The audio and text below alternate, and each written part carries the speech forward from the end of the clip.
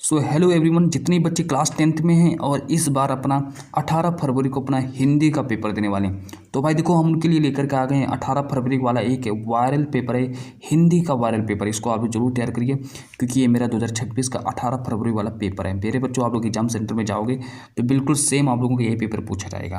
अब देखो मेरा यहाँ पर कोड जो दिया गया है, पेपर देने जाओगे तो आप लोगों का 824 ईयू का मेरा पेपर है। यहाँ पर मेरा पूर्णांक 70 में 70 नंबर आप लोगों का आज के इस क्लास में पक्का भी हो जाएगा। तो यहाँ पर देखो सबसे पहले पेपर देने जाओगे, आप लोगों को अपना अनुक्रमांक और नाम वगैरह सब कुछ लिख देना है। और यहाँ पर देखो मेरा समय दिया है, समय 3 घंटे 15 मिनट में आप लोगों को अपने इस पेपर को पूरा का पूरा सॉल्व भी कर लेना है। अब यहाँ पर देखो आप सबसे पहले क्या करना है, यहाँ पर देखो मेरा नोट करके दिया है, तो नोट को पढ़ेंगे कि प्रारंभ के 15 मिनट परीक्षार्थियों को प्रश्न पत्र पढ़ने के लिए निर्धारित हैं। यानी कि शुरुआती के 15 मिनट आप लोगों को पेपर को पढ़ने के लिए ही दिए जाएंगे। फिर ये मेरे सारे के सारे निर्देश दिए गए हैं कि सभी प्रश्न करना अनिवार्य है। यह प्रश्न पत्र 2 खंडों जैसे कि खंड आ तथा खंड बा में विभक्त होने वाला है। तो आप लोगों को यहाँ पर देखो निर्देश नंबर 2 कहता है कि यह प्रश्न पत्र 2 खंडों खंड आ तथा खंड बा में विभक्त होने वाला है। अब निर्देश नंबर 3 कहता है कि खंड आ में एक अंक के 20 बहुविकल्पी प्रश्न जिनके सही उत्तर हमको OMR उत्तर पत्रक पर नीले अथवा काले बॉल पॉइंट कलम से सही विकल्प वाले गोले को पूर्ण रूप से काला करके चिन्हित कर देना है। तो इतना सब कुछ करने के बाद फिर मैं और आगे ले चलता हूँ।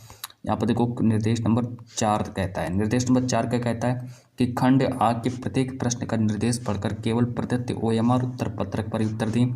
OMR उत्तर पत्रक पर उत्तर देने के पश्चात उसे काटे नहीं तथा इरेजर अथवा व्हाइटनर का प्रयोग बिल्कुल भी नहीं करना है। निर्देश नंबर 5 कहता है कि प्रत्येक प्रश्न का अंक उसके सम्मुख अंकित हैं। जो प्रत्येक प्रश्न का अंक उसके सम्मुख अंकित हैं। इसके बाद आगे देख लेते हैं भाई। फिर यहाँ पर देखो निर्देश नंबर 6 कहता है, निर्देश नंबर 6 कहता है कि खंड बा में 50 अंक के वर्णनात्मक प्रश्न है। निर्देश नंबर 7 कहता है कि मतलब कि यहाँ पर कहता है कि प्रथम प्रश्न से आरंभ की तथा अंतिम प्रश्न तक करते जाइए, जो प्रश्न आता है उस पर समय बिल्कुल नष्ट ना करें। अब चलिए भाई, यहाँ से देखो आप लोगों का खंड आ स्टार्ट हो जाता है, जो कि यहाँ से देखो पूछा गया है कि खंड आ बहुविकल्पी प्रश्न। यहाँ से देखो 20 नंबर का खंड आ पूछा जाएगा, जो कि देखो 1 नंबर के प्रश्नों का उसके भी सम्मुख अंक दिए गए हैं। यहाँ पर कहता है कि निम्नलिखित कथनों में से किसी कोई एक कथन सही है, उसे पहचान कर लिखो। ये ऑप्शन दिया कि रामचंद्र शुक्ल महान कवि के रूप में प्रसिद्ध है, तो भाई गलत हो जाएगा, रामचंद्र शुक्ल कवि नहीं है। बी ऑप्शन दिया संस्कृति के 4 अध्याय के लेखक रामधारी सिंह दिनकर हैं, बिल्कुल सही हो जाएगा, पूरा सही हो जाएगा, है ना। 1 नंबर आप लोगों का पक्का हो गया। अब चलो आगे देखो, फिर मैं बात करता हूँ प्रश्न नंबर 2 के बारे में। प्रश्न नंबर 2 यहाँ पर कहता है कि लहरों के राजहंस के लेखक कौन है। तो भाई 1 नंबर का देखो पेपर में आ जाएगा कि लहरों के राजहंस के लेखक कौन है।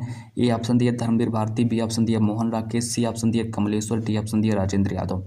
तो भाई लहरों के राजहंस के लेखक कौन हो जाएंगे, तो लहरों के राजहंस के लेखक मोहन राकेश इसका राइट आंसर हो जाएगा। फिर इसके बाद प्रश्न नंबर 3 को देखेंगे कि रस मीमांसा के लेखक कौन है। तो भाई देखो रस मीमांसा के लेखक कौन हो जाएंगे, तो 1 नंबर का ये भी प्रश्न आ जाएगा। देखो रस मीमांसा के लेखक कौन हो जाएंगे। ए ऑप्शन दिया महादेवी वर्मा, बी ऑप्शन दिया जयशंकर प्रसाद, सी ऑप्शन दिया महावीर प्रसाद द्विवेदी और डी ऑप्शन दिया रामचंद्र शुक्ल। तो इसका राइट आंसर हो जाएंगे रामचंद्र शुक्ल, यानी कि इसका डी ऑप्शन सही हो जाएगा। अब आगे देखो, आगे फिर मैं बात करता हूँ प्रश्न नंबर 4 के बारे में। प्रश्न नंबर 4 कहता है कि भारत दुर्दशा जो है किस विधा की रचना है। भारत दुर्दशा किस विधा की रचना है, तो भाई 1 नंबर का देखो प्रश्न आ जाएगा। ए ऑप्शन दिया रेखा चित्र विधा की रचना है, बी ऑप्शन दिया आत्मकथा विधा की रचना है, सी ऑप्शन दिया जीवनी विधा की रचना है, डी ऑप्शन दिया एकांकी विधा की रचना है। तो बताने कि भाई भारत दुर्दशा जो है किस विधा की रचना हो जाएगी।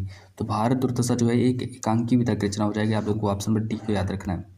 अब आगे देखो प्रश्न नंबर जो मेरा 5। चलिए भाई देखो प्रश्न नंबर 5 मेरा कहता है कि सेवा सदन उपन्यास के लेखक कौन है। तो प्रश्न नंबर 5 कहता है कि सेवा सदन उपन्यास के लेखक मेरे प्रेमचंद्र इसका राइट आंसर हो जाएगा। अब आगे देखो, फिर मैं नेक्स्ट प्रश्न की ओर ले चलता हूँ। प्रश्न नंबर जो मेरा अगला है प्रश्न नंबर 6 कि देखो ये भी 1 नंबर का ही आएगा, ये भी 1 नंबर का, ये भी 1 नंबर का, कि प्रसिद्ध आत्मकथा क्या भूलूं क्या याद करूं के लेखक कौन है। तो भाई प्रसिद्ध आत्मकथा क्या भूलूं क्या याद करूं के लेखक हरिवंश राय बच्चन इसका राइट आंसर हो जाएगा। ये ऑप्शन सही करेंगे। और फिर इसके बाद आगे देखो नेक्स्ट प्रश्न कहता है प्रश्न नंबर 7। प्रश्न नंबर 7 कहता है कि रीतिकाल के वीर रस के प्रसिद्ध कवि कौन है। तो भाई प्रश्न नंबर 7 कहता है कि रीतिकाल के वीर रस के प्रसिद्ध कवि कौन हो जाएंगे। तो बिहारी जो हैं रीतिकाल के वीर रस के प्रसिद्ध कवि हो जाएंगे। प्रश्न नंबर 8 कहता है कि तार सप्ताह का प्रकाशन वर्ष कितना है। 1 नंबर का ये भी आ जाएगा। तो भाई तार सप्ताह का जो प्रकाशन वर्ष है वो 1943 इसका राइट आंसर हो जाएगा। अब आगे देखो अगला प्रश्न है प्रश्न नंबर 9।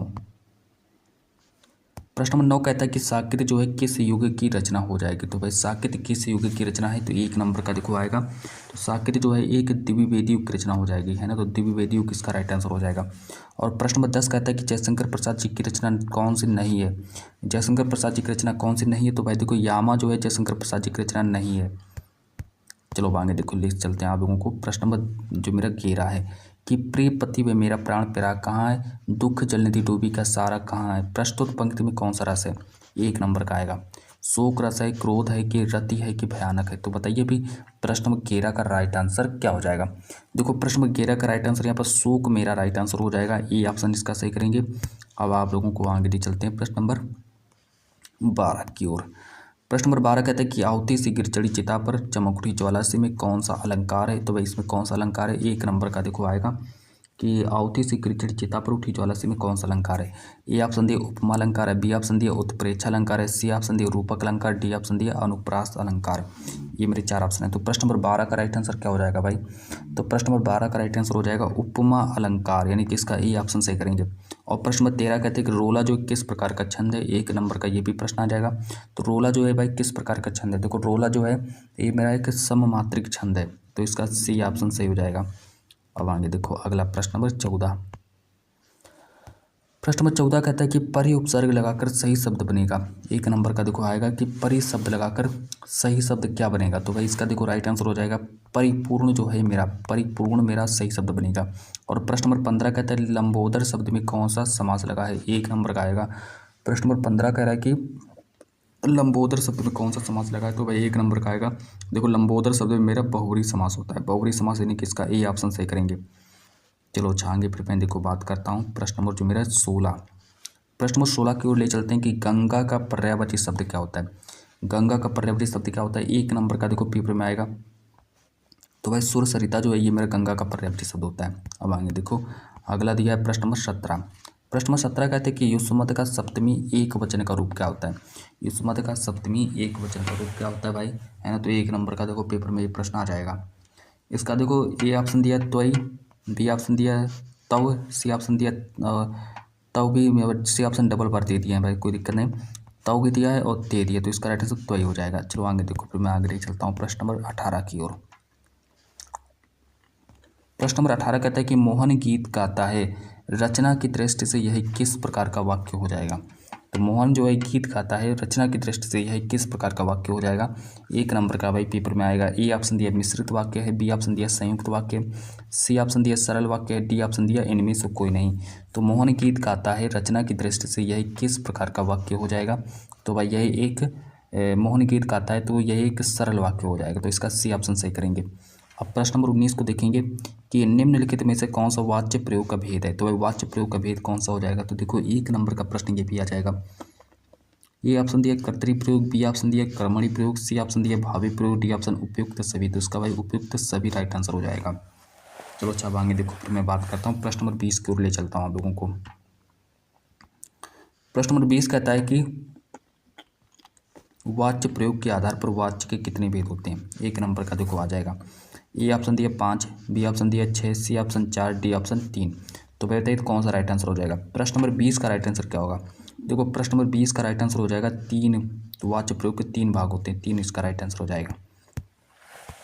अब यहाँ से देखो आप लोगों का पूछा जाएगा एक गद्यांश, गद्यांश जो होगा 6 नंबर का गद्यांश आएगा। तो वो 20 प्रश्न मैंने 20 नंबर आप लोगों के पक्के करा दिए, 20 नंबर अपने पक्के कर लो। और यहाँ से देखो आप लोगों का पूछा गया कि निम्नलिखित गद्यांश पर आधारित 3 प्रश्नों का उत्तर दीजिए।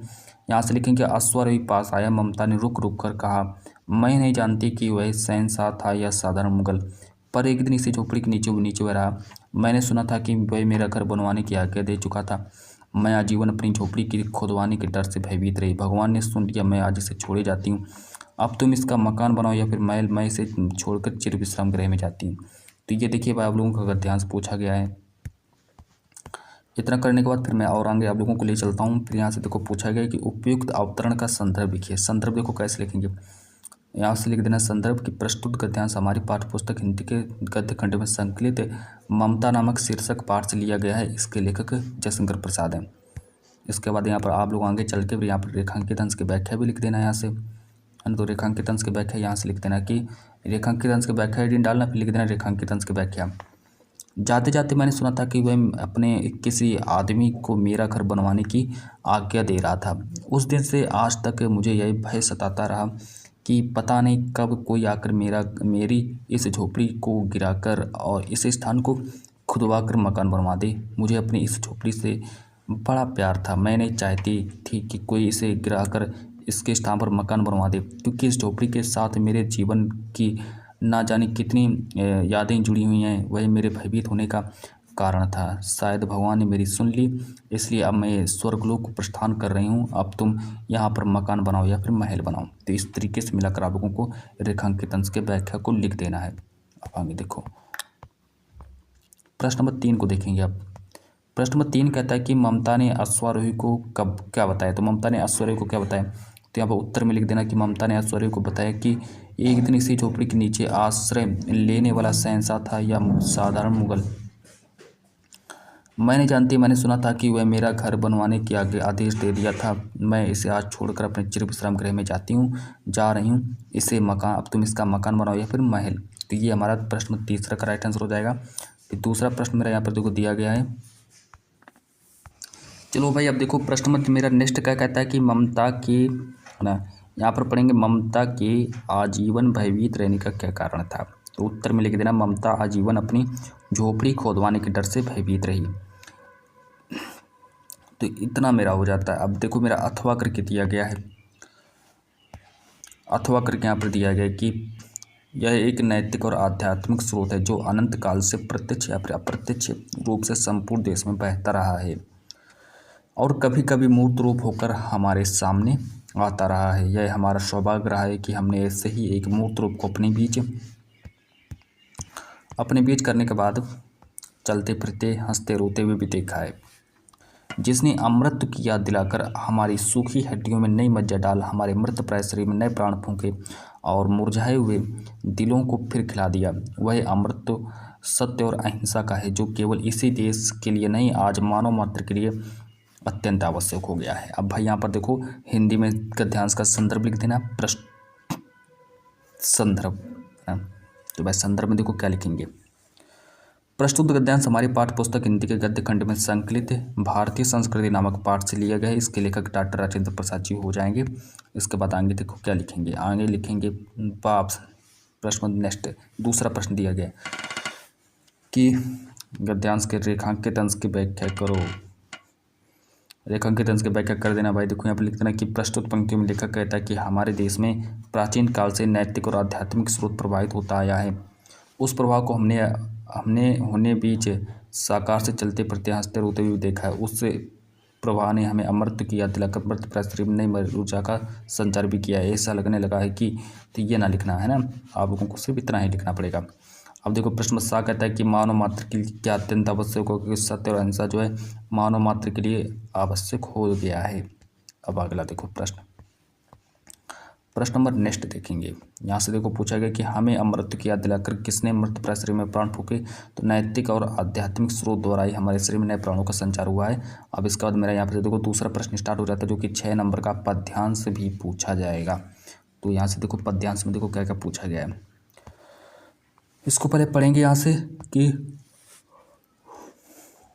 अतुलनीय जिनके प्रताप का साक्षी है प्रत्यक्ष दिवाकर, घूम घूम कर देख चुका है जिनकी निर्मल कीर्ति निशाकर, देख चुके हैं जिनका वैभव ये नभ के अनंत तारगण आगरिता, बार बार सुन चुका नभ जिनका विजय घोष रण गर्जन। तो यहाँ से देखो लिखा है कि प्रस्तुत कविता का संदर्भ लिखिए। तो वह संदर्भ देखो कैसे लिखेंगे, यहाँ पर डालना उत्तर और उत्तर में लिखना है कि प्रस्तुत पद्यांश रामनरेश त्रिपाठी द्वारा रचित स्वदेश प्रेम से लिया गया है। और रेखांकित अंश की व्याख्या यहाँ पर कर देना। रेखांकित अंश की व्याख्या लिखना कि आकाश के नक्षत्र भारत के अतुल वैभव के साक्षी हैं और गरजती हुई लहरों द्वारा समुद्र इसके जयघोष सुनने का साक्षी है। तो इतना सब कुछ करने के बाद फिर मैं और आगे आप लोगों को ले चलता हूँ।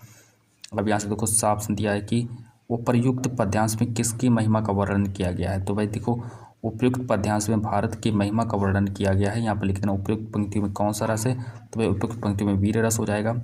अब साफ से देखो दिया है कि है ना, तो ये मेरा नहीं होगा है ना, तो इसको हटा दीजिए, ये प्रश्न मेरा अलग से एक्स्ट्रा हो गया होगा। चलिए है ना, तो अब यहाँ पर देखो एक अथवा करके दिया गया है। अथवा करके लिखा है कि सौरभ भीना जीना गीला, लिपटा मृदु, अंजन सद्दुकुल, है ना। चल अचल में झरते झरझर झरते, पथ में जुगनू के स्वर्ण फूल। इतना करने के बाद फिर मैं और आगे ले चलता हूँ। यहाँ से लिखेंगे दीपक से देता बार बार, तेरा उज्ज्वल चितवन विलास, रूप से तेरा कन के पास। अब देखो इस पर आधारित 3 प्रश्न हमसे पूछे जाएंगे। सबसे पहला प्रश्न हमसे पूछा गया है कि प्रस्तुत पद्यांश का संदर्भ लिखिए। संदर्भ यहाँ से लिख देना। प्रस्तुत पद्यांश महादेवी वर्मा द्वारा रचित वर्षा सुंदरी के प्रति नामक शीर्षक कविता से उद्धृत है। और इतना सब कुछ करने के बाद फिर यहाँ से देखो लिखेंगे, फिर यहाँ से लिखना स्टार्ट करेंगे। रेखांकित अंश की व्याख्या करो।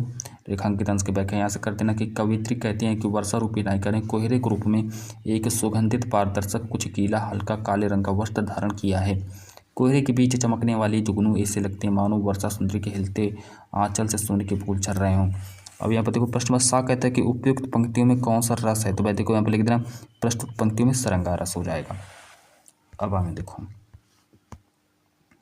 अब आगे हम बात करते हैं यहाँ से कि निम्नलिखित संस्कृत गद्यांश का संदर्भ सहित हिंदी में अनुवाद करो। तो भाई हिंदी में अनुवाद करना है, 5 नंबर का आएगा हिंदी में अनुवाद करने के लिए।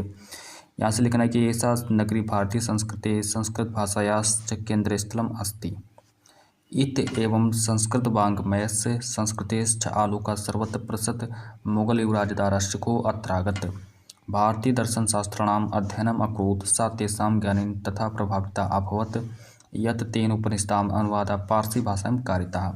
पारसी भाषा में कारिता के बाद अब यहाँ से लिखना स्टार्ट करेंगे इसका संदर्भ में लिखेंगे प्रस्तुत अवतरण हमारी पाठ्य पुस्तक हिंदी के संस्कृत खंड के अंतर्गत वाराणसी नामक पाठ से अवतरित है।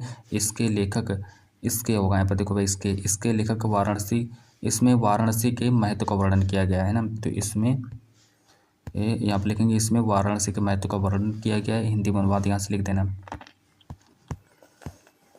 देखो हिंदी में अनुवाद आप लोगों को यहाँ से लिखना है कि यह नगरी भारतीय संस्कृति और संस्कृत भाषा की केंद्र स्थल है। यहीं से संस्कृत साहित्य और संस्कृत का प्रकाश सब जगह फैला था। मुगल युवराज तो जो दाराशिकों ने यहाँ पर आकर भारतीय दर्शन शास्त्रों का अध्ययन भी किया था, वह उनके ज्ञान से ऐसा प्रभावित हुआ कि उसने उपनिषदों का अनुवाद फारसी में करा दिया।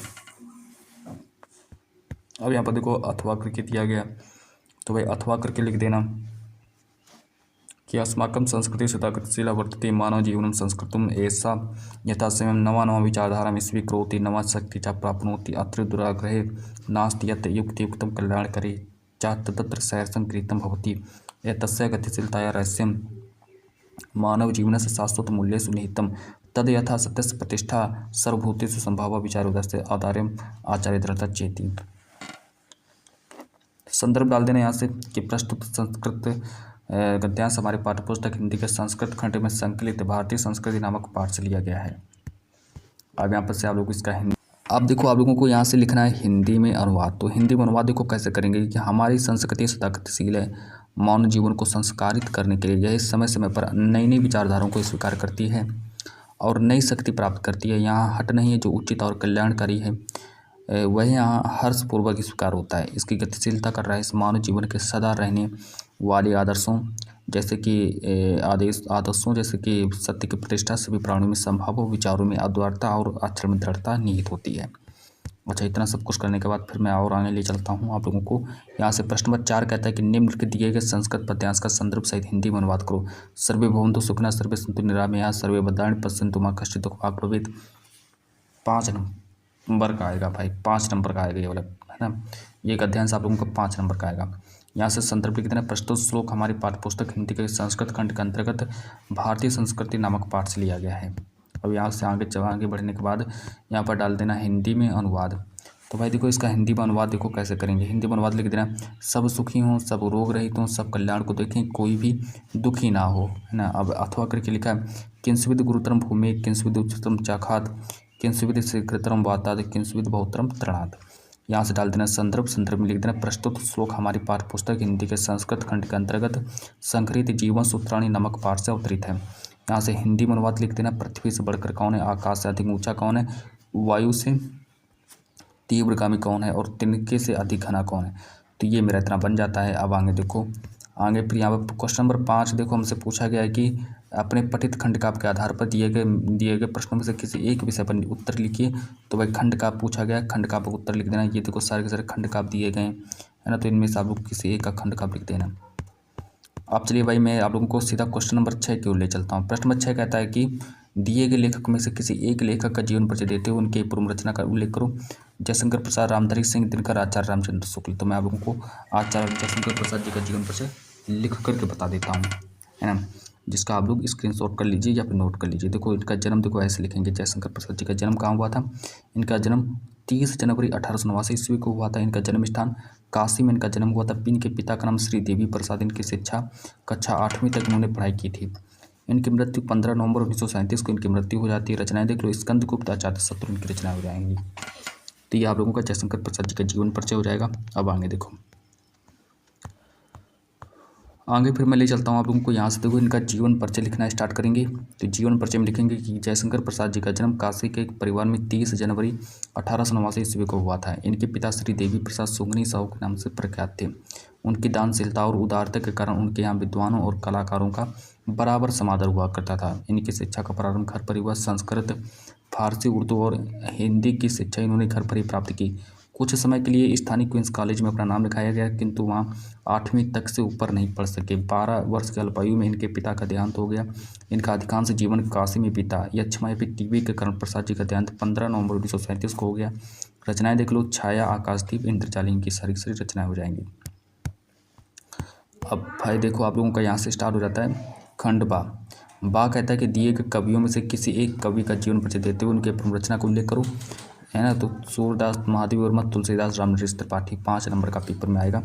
तो यहाँ पर डालेंगे हेडिंग तुलसीदास। तुलसीदास जी का जन्म सन 1532 ईस्वी में हुआ था। इनका जन्म स्थान देख लो, राजापुर, चित्रकूट, उत्तर प्रदेश में इनका जन्म हुआ था। इसके बाद आगे देखो, यहाँ से फिर इनके माता का नाम हुलसी, पिता का नाम आत्माराम दुबे, गुरु नरहरिदास और इनके पत्नी का नाम रत्नावली इनकी पत्नी का नाम था।